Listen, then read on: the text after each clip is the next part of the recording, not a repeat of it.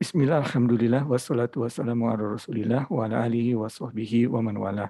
Rabbi shrah li sadri wa yassir li amri wahlul 'uqdatam min lisani yafqahu qawli.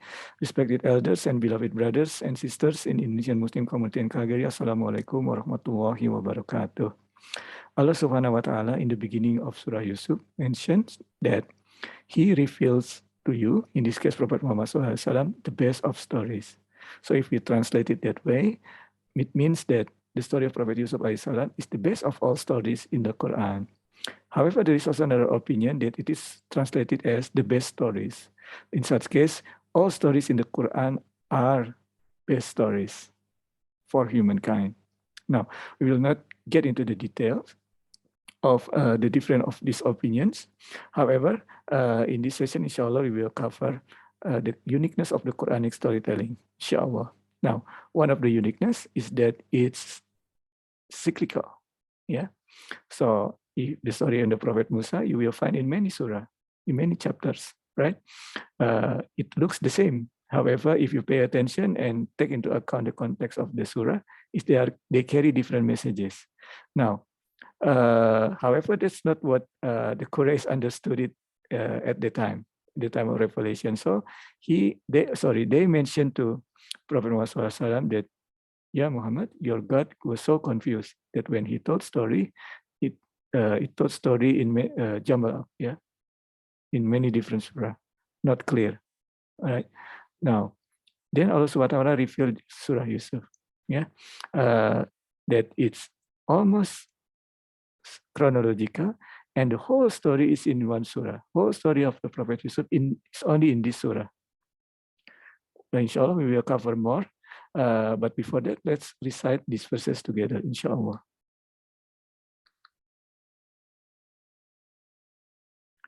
A'udzu billahi minasyaitonir rajim. Bismillahirrahmanirrahim.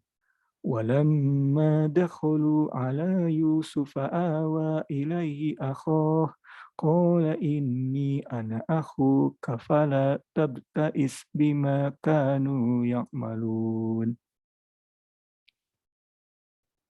فلما جهزهم بجهازهم جعل السقاية في رحل أخيه ثم أذن مؤذن أيتها العير ثم أذن مؤذن أيتها العير إنكم لسارقون قالوا وأقبلوا عليهم ماذا تفقدون قالوا نفقد سواع الملك ولمن جاء به حمل بعير وأنا به زعيم صدق الله العظيم. So let's start with verse number 69. So here, if you notice, the last verse that we covered before, it was when the brothers were in the different place, in the different doors of the city. Right? Then the story jumped. Yeah, it doesn't go into much detail. Story jumped to the scene where Prophet Yusuf and his brother Benjamin were in one room. Yeah. So walama dakhulu ala Yusuf. Yeah. So when they entered in Yusuf's presence, he called his brother. So he called Benjamin. Yeah. Yeah. So Yusuf awa ilahi akho kola. So Prophet Yusuf alaihissalam ini ana. Yeah. So ini ana is very to the point, right? So ini ana. So he's not saying like I'm Yusuf, your brother, blah blah blah. No, it says ini ana, meaning this is me. So it means that this is me, Yusuf, and this is me that you know, right? You know before, right? So Prophet Yusuf was around 9-10 years old when he left. So Benjamin must be very small, so he might not remember clearly, right? And then Prophet Yusuf alaihissalam says, "Fala tabta'is bima kanu ya'malun." Yeah. So do not feel distressed about what they've been doing. So this story tells, yeah, the message of these verses, it tells that they have been, on this case, Benjamin in particular, has been mistreated by his brothers. So many stories in the Quran, the point is that it's about people being oppressed, people being mistreated, and the vindication of these people that are oppressed, or being mistreated. That's the story of the Quran. That's why it doesn't go into much detail. The Quran directly go into this verse, in this scene. And then Prophet Yusuf said, again, without going into detail, assuming things happen as usual, they exchange the grain to the merchandise of the brothers. The story goes straight to the scene where Prophet Yusuf provided them with supply, and then he slipped the royal cup into his brother's bag. Now, there is a different opinion, but we go along this opinion that Prophet Yusuf himself, who slipped the royal cup into his brother's bag, right? His brother's bag.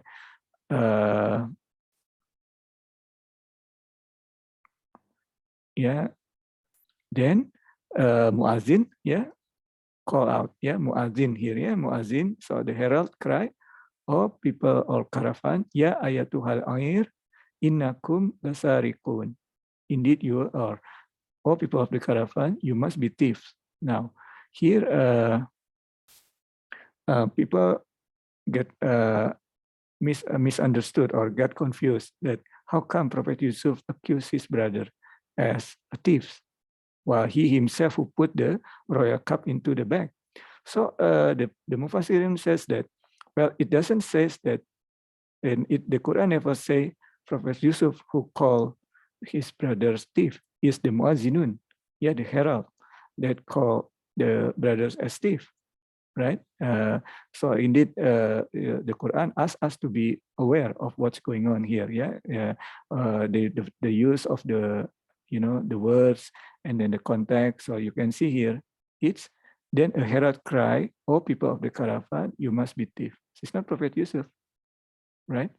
Here, Prophet Yusuf, as we discussed earlier, right? Between this sentence and this sentence is jumping. It's not exactly chronological, right? Here, when Prophet Yusuf slipped the royal cup into his brother's bag, and maybe sometime afterwards, the herald call the brothers, the people of caravan. Here is the brother of Prophet Yusuf alaihi salam. Next, qalu wa aqbalu alaihim madza tafqidun. Now, here the brother, so you can see that here the brother has gone through some distance, and then the herald called them, and then they ask while turning back. So they get back. You can see the skin. You can imagine this. What have you lost? So here also you can see. You can see here when someone or a group of people are not thieves, they are not afraid. When someone say, "Hey, you thieves," they are not afraid because they don't steal anything. So they ask and then turning back. They are not afraid, and they don't say that we are not thieves or something like that. Because if you say I'm not thieves, people may get get to the thought that maybe he is a thief. But here they simply ask, "What have you lost? What is it that you are missing?" So they are very calm. So this is a sign when you are dealing with someone that is not thief, or they are accused of being a thief, they are calm.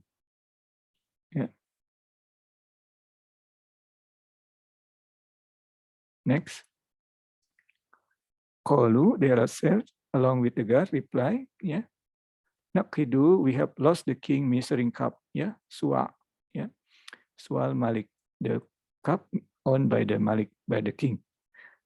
Then whoever waliman ja'abih, whoever can bring it back, we'll give you himlu ba'ir. We will give you a camel load of grain. So now they are not accusing the brothers anymore. So it may not be exactly chronological. It may be after some time. And then wa ana bihi zaim, and I'm going to guarantee that, meaning that about this camel load of grain.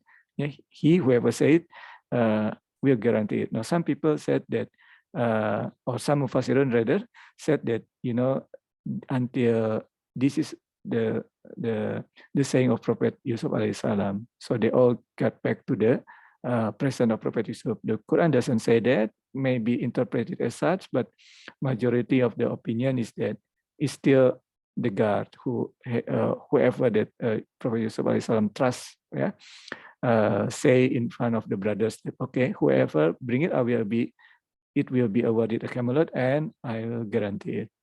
Yeah, so you may find in this story that Quran is to the point, and it's not exactly chronological. It has a main plot, meaning about the people who are mistreated. In this case, Benjamin and also Prophet Yusuf alaihissalam, and still being mistreated, as you have seen earlier. So that's to the point, and you will find in the later verses that is a vindication of this. So Allah always vindicate people who were mistreated, yeah, who are mistreated by the oppressor, who are oppressed, yeah.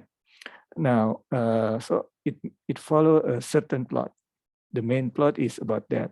Yeah, the main plot of Surah Yusuf is Prophet Yusuf, and his brother Benjamin were mistreated, but Allah SWT vindicated them because of their patience.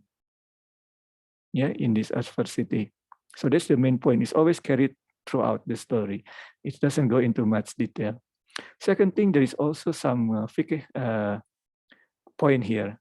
Yeah, you usually normally in the fiqh, for example, in the Shafi'i fiqh, that when you trade, it has to be clear.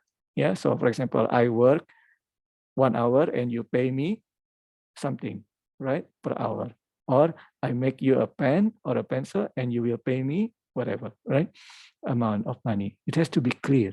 It has to be clear. You cannot say, something that is unclear. For example, if you can find gold, whatever in that river, I will give you something. It's not clear. It's not clear how long it takes. We don't know whether there's gold at all there, and so on and so forth. So it's not a valid contract. But in this case, in Surah Yusuf, it says that if you can find, I will give you this reward. So the fiqh of, in this case, the fiqh of reward, the exception to the general fiqh of the trading contract. Yeah, so that's one thing. Second thing that is related to fiqh here is the permissibility of having a guarantor. Yeah, so Anna, earlier in the surah, you will see at the end, yeah, Anna Za'im, yeah, so there can be a guarantor. Yeah, so a permissibility of a guarantor. So if you know that someone, borrow money to someone else, right? And you know that this person, of course, they don't have money now, but you can guarantee that they will, because you know them, they work hard, they have a capability to repay the loan, so you can become their guarantor. Aku qouli hadza wastaghfiruh innahu huwal ghafurur rahim. Assalamualaikum warahmatullahi wabarakatuh.